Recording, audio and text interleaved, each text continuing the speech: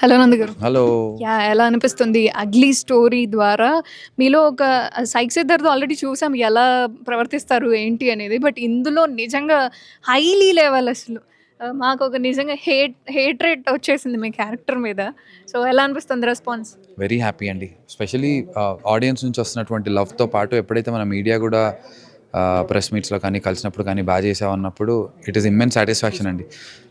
Audience నుంచి love వస్తుంది, media నుంచి రెస్పెక్ట్ ఉండటం చాలా ఇంపార్టెంట్ యాక్టర్కి. ఏదో చేస్తాడులేరా అనే ఫీలింగ్ వేరు, రెస్పెక్ట్ఫుల్గానే వీడు actually good actor, we should try and encourage him అనే ఫీలింగ్ ఏదైతే మీడియా నుంచి వస్తుందో అది చాలా ఇమ్మెన్స్ సాటిస్ఫాక్షన్ ఇస్తుంది నాకు. సో చాలా హ్యాపీగా ఉంది నాకు ఇవాళ, స్పెషల్లీ రిలీజ్ అయిన తర్వాత ఇవాళే మీడియాని కలిసాను కాబట్టి చాలా చాలా హ్యాపీగా ఉందని. అంటే 20 ఇయర్స్‌గా ఇండస్ట్రీలో స్ట్రగుల్ అవుతూ ఉన్నారు. బట్ ఇలాంటి క్యారెక్టర్‌ని పిక్ చేసుకునేటప్పుడు ఆలోచించారా? లైక్ ఇలానే యాక్సెప్ట్ చేస్తారా? ఓకే. మన పర్ఫార్మెన్స్ బేస్డ్ కాబట్టి యాక్సెప్ట్ చేద్దాం అని అనుకున్నారా? అంతే అండి, ప్యూర్లీ నాకు ఉన్నటువంటి ఆకలి, నాలో ఉన్నటువంటి స్కిల్ని పరిపూర్ణంగా చూపించడానికి స్కోప్ నాకు దొరకట్లేదు అనేటువంటి బాధ ఉండాలి. సో బాధ అంటే అదే ఆలోచన, అరే మనకి పర్ఫార్మెన్స్ చేసే స్కోప్ ఉన్న క్యారెక్టర్లు ఎందుకు రావట్లేదు అని ఆలోచించాను. ఎప్పుడైతే దొరికిందో I don't want to leave it. ఎవరు ఏమనుకున్నా నేను నా పర్ఫార్మెన్స్తో అయితే ఐ ప్రూవ్ ఇట్ అనే ఒక కాన్ఫిడెన్స్తో దిగాను.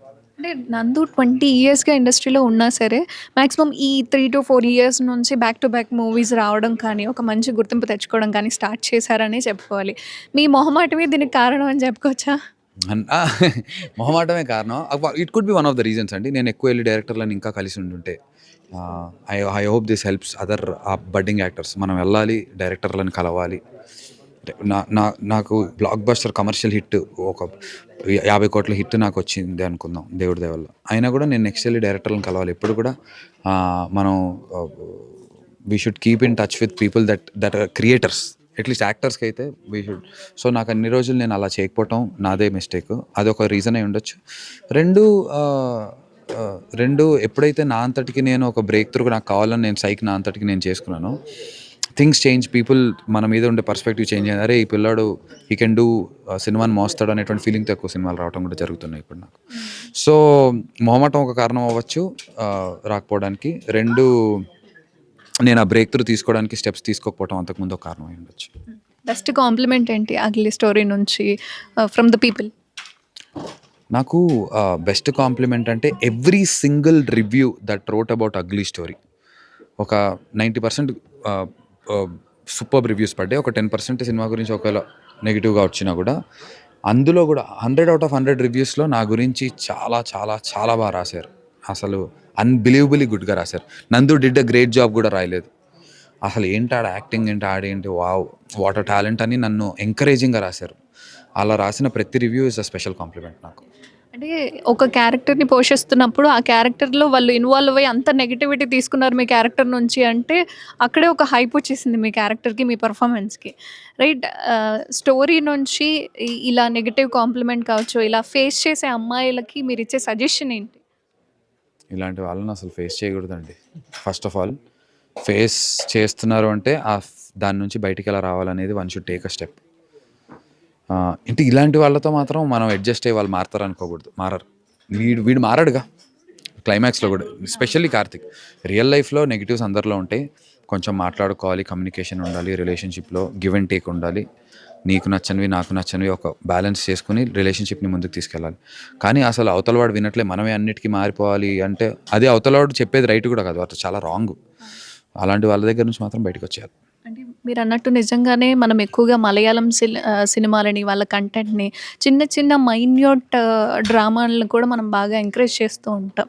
బట్ మన సినిమాల్లో ఆ మైన్యూట్‌ని యాక్సెప్ట్ చేయలేకపోవడానికి కారణం ఏంటి? దాన్ని ఏమంటారంటే, నేను కూడా ఈ మధ్య కాలమే దాని గురించి తెలుసుకున్నాను. అది డెమోగ్రఫిక్ వ్యూయింగ్ ఎక్స్పీరియన్స్ కాదు, దాన్ని ఏదో అంటారు. అంటే ఒక్కొక్క రీజియన్కి ఒక్కొక్క స్టైల్ ఆఫ్, అంటే వాళ్ళ ఎమోషన్స్ అలా ఉంటాయి, వాళ్ళ రూటెడ్నెస్ అలా ఉంటుంది. వాళ్ళ రూటెడ్ సినిమాలు రూటెడ్గా చెప్తుంటే, ఇప్పుడు చెన్నైలో మొదటి ముద్ద సాంబార్తో తిన్నారనుకోండి, మనం 3వ ఐటెం కింద సాంబార్ తింటాం. ఫస్ట్ పప్పు కూర, తర్వాత పచ్చడో, ఆ తర్వాత సాంబార్ తింటాం. వాళ్ళు మొదట సాంబార్ తింటారు. అలాగే సినిమాలు నచ్చే విధానం, చూసే విధానం కూడా, వాళ్ళు కమర్షియల్ సినిమాలు చూసినప్పటికీ వాళ్ళ రూటెడ్ కథల్ని వాళ్ళు ఒకలాగా, వాళ్ళు అది స్లోగా ఉన్న ఏదన్నా దాన్ని ఇష్టపడి చూస్తారు. మన ఎక్స్పీరియన్స్ ఆఫ్ వాచింగ్ థింగ్స్, మన ఎక్స్పీరియన్స్ డిఫరెంట్. మనం కమర్షియల్ సినిమాలను ఎక్కువ ఇష్టపడతాం. తెలుగు ఆడియన్స్ మనకు కలర్స్, బ్యూటీ మనకి ఇలా ఇష్టపడతాం. సో, మన ఆడియన్స్ అందులో తప్పైతే 100% లేదు. మలయాళం సినిమాలో మనం ఇక్కడ తీస్తే చూడరు మరి అంత ఈజీగా. తెలుగు సినిమాలాగే కావాలి ఆడియన్స్‌కి. మలయాళం సినిమా వచ్చినప్పుడు దాన్ని ఎంకరేజ్ చేస్తాం. దాన్ని మలయాళం సినిమా కింద చూస్తాం. దాన్ని తెలుగు సినిమా కింద మనం అది మలయాళం సినిమా, మలయాళం యాక్టర్స్ అనే చూస్తాం. సో, అంతే దానికి ఆన్సర్.